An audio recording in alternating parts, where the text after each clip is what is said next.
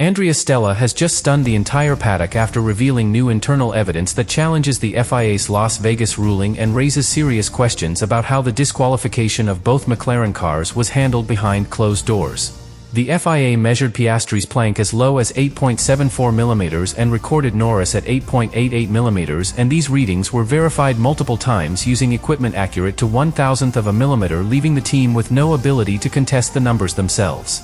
What shocked everyone was Stella's claim that crucial context was ignored, including disrupted practice data, unexpected chassis compression, and the identical wear pattern on both cars, all of which he believes should have forced a deeper investigation rather than an automatic exclusion of both drivers.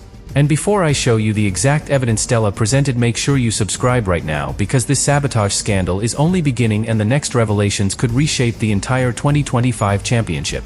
The turning point for McLaren arrived when the FIA delivered its complete post-race inspection findings from the Las Vegas circuit, and the team realized instantly that both cars had failed the plank thickness regulation by margins so small they required laboratory-level precision to detect. According to the official document, the plank on Piastri's car measured 8.96, 8.74, and 8.90 mm across the designated reference points. These values were obtained with equipment calibrated to 1,000th of a millimeter and were repeated several times with identical results. For McLaren, this was the moment the weight of the situation became undeniable, because such consistency left no space for reinterpretation or procedural protest. The tension grew further when the FIA presented the figures from Norris's car.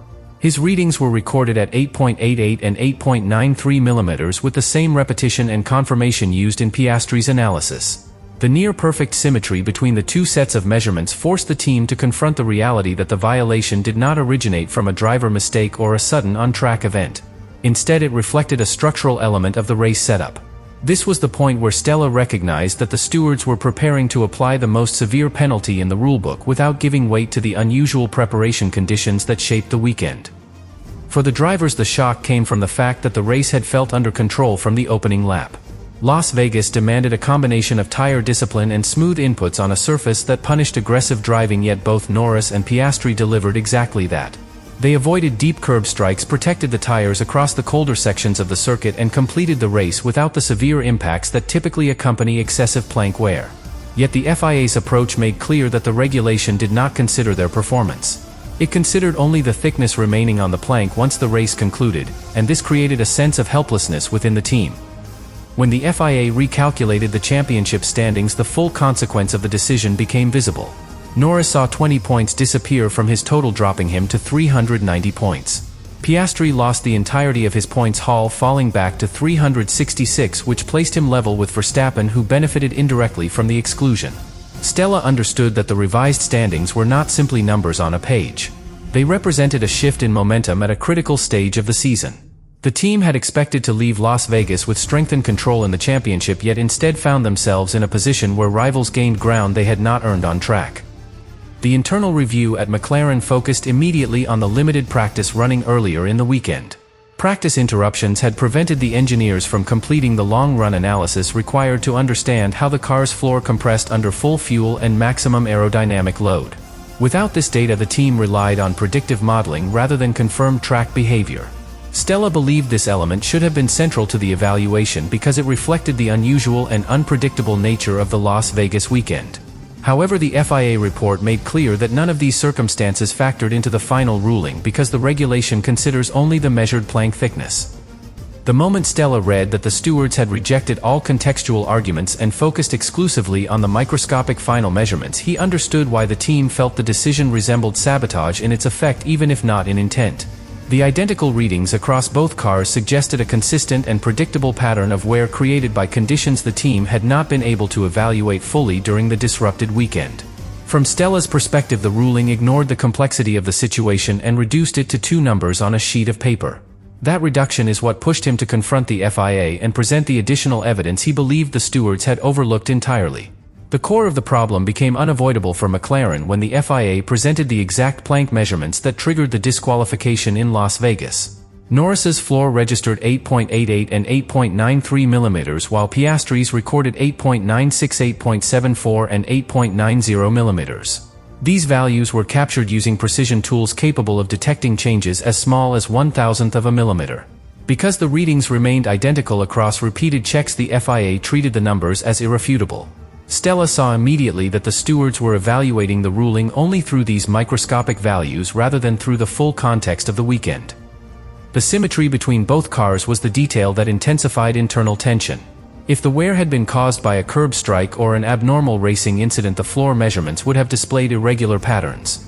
Instead, the erosion was almost perfectly uniform across the reference points for both drivers. This indicated that the breach originated from a structural aspect of the race setup rather than from driver behavior. Stella understood that this symmetry proved the issue was systemic, but he also believed it showed how the disrupted Las Vegas weekend contributed heavily to the outcome. The FIA acknowledged the numbers but dismissed the underlying factors that produced them. For Norris and Piastri, the shock came from the realization that their clean and controlled race had no influence on the legal outcome. Both drivers had managed the difficult night conditions, executed strategies with discipline, and avoided heavy impacts or deep curb usage. Their performances reflected calm judgment, which made the result even harder to accept. Stella reinforced the idea that the drivers were not at fault and that the conditions under which they raced were not normal. Yet the FIA approached the ruling with a purely numeric interpretation that made no allowance for the environmental or procedural obstacles McLaren faced across the weekend. What made the situation more intense was the FIA's explanation that the regulation does not consider practice limitations, unexpected weather effects, or abnormal chassis loading. It evaluates only the thickness of the plank when the race ends. Stella argued that this interpretation removed the technical complexity of the sport from the decision process. McLaren had lost significant practice time due to track corrections, which prevented them from validating their ride height baseline with accurate long runs. The floor configuration was built from estimates rather than confirmed data, and Stella believed this should have influenced the stewards' understanding of the violation. The FIA's recalculation of the championship standings deepened the impact. Norris fell to 390 points and Piastri dropped to 366. Verstappen moved level with Piastri and gained breathing room in the title fight. Stella watched the standings shift dramatically because of a breach measured in fractions of a millimeter. This was not simply a technical penalty. It altered the momentum of the season. In his view, the severity of the championship consequences demanded a review that considered more than numerical output. It required examining how the unique challenges of Las Vegas contributed to the microscopic failure. The final detail that pushed Stella to challenge the FIA was the narrow margin between legality and disqualification. The difference between the measured values and the required 9 mm was so small that it reflected the inherent unpredictability of a race weekend where limited practice reduced certainty. Stella believed the stewards applied the harshest penalty available without acknowledging how the errors arose or how small the deviation truly was. The punishment erased the entire race for both drivers and transformed a technical miscalculation into a championship-altering event. From Stella's perspective, the ruling resembled sabotage in effect, even if no intent existed behind it. The engineering pressure inside McLaren intensified the moment the team cross-checked the FIA's microscopic measurements with their own pre-race ride height model. Stella saw immediately that the numbers offered no space for negotiation.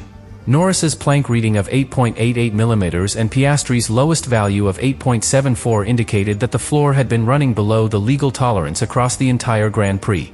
These readings were not signs of chaos or accidental damage. They reflected a systematic pattern created by a baseline configuration that left almost no protective margin under extreme aerodynamic load. Stella recognized the responsibility, but he also believed that the FIA's single focus on the final number overlooked the unusual circumstances that made the miscalculation inevitable. When the engineering group reviewed the disrupted practice sessions, the source of the collapse became clearer. McLaren lost essential track time due to surface corrections and shortened sessions, preventing the team from collecting the long-run data needed to understand how the floor behaved under sustained pressure, full fuel weight, and the unique speeds of the Las Vegas Strip.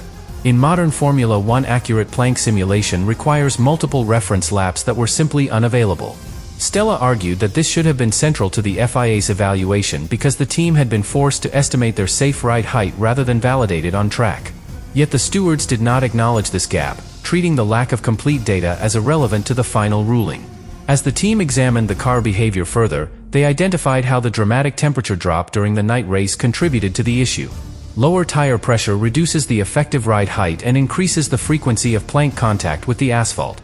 Across a full Grand Prix distance, these additional micro-impacts accumulate into measurable wear. Stella believed that the combination of cold temperature, incomplete practice data, and extreme top speed sections created conditions far outside typical modeling boundaries. The FIA's measurements included these effects, but their analysis did not. To Stella, this created a disconnect between the complexity of the engineering challenge and the simplicity of the final decision. The team also reviewed whether any single moment on track could have accelerated plank wear, but the identical readings across both cars eliminated that explanation entirely. If one driver had suffered a significant impact, the floater measurements would have displayed irregular patterns or deeper sections in isolated areas. Instead, the erosion was uniform and consistent across the 3 reference points. Stella interpreted this as evidence that the floor behavior reflected predictable aerodynamic compression rather than driver error. The FIA drew the same conclusion, yet used it only to confirm the breach. Stella felt that the uniformity of the readings proved the setup misjudgment was tied directly to the abnormal constraints of the weekend.